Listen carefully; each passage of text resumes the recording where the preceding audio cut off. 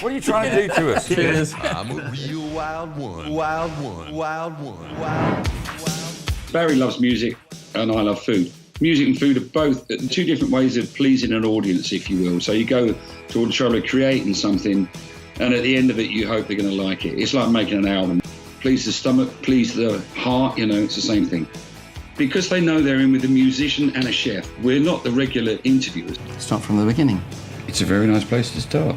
There's something about having food and wine and the stories just start to flow. It's like this. People are going to see a side of these people that they've never seen before and share a journey of life, no matter how shallow, how low or how high it's got to. And we've been shallow, very shallow. Rod Stewart said to me, I did my first gig sober the other day. Have you ever tried that? Cowboy oven mitts, that's what everybody wants. It's rock and roll, it's real, it's kind of, I suppose all the artists that we could talk about, you Bruce Springsteen or you Def Leppard.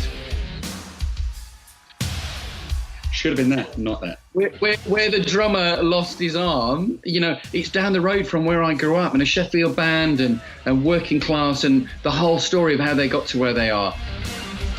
You talked about playing a venue with nobody in. And we introduced each member of the audience to each other. So we were all on a first name basis by the end. There's only about 9 of them, but hey. He's done those hard yards, and that's a great, I think it builds the artist, doesn't it? It's actually quite sad that a lot of kids want the fame so fast that they're going to miss out on the meatiest, most fun, most laughable part of the best part of being a musician is the shit that gets thrown in your face and you learn to deal with it. And then, therefore, when you get the glory, you think, I've deserved this. and then you want to milk it for all it's worth.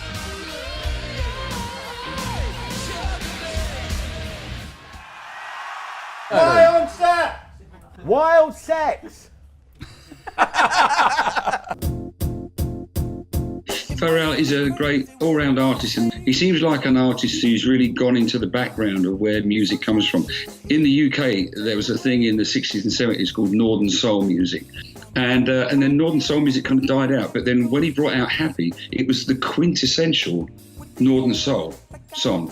And the rhythm was absolutely spot on. So much so that there's been a resurgence of Northern Soul music in the UK, and it's coming back again. And it could be solely off the back of that one track. I'd love to ask him about that and know if he knows anything about UK Northern Soul. Maybe we can look into the history of the music at the same time that we look into the history of the food. 1977.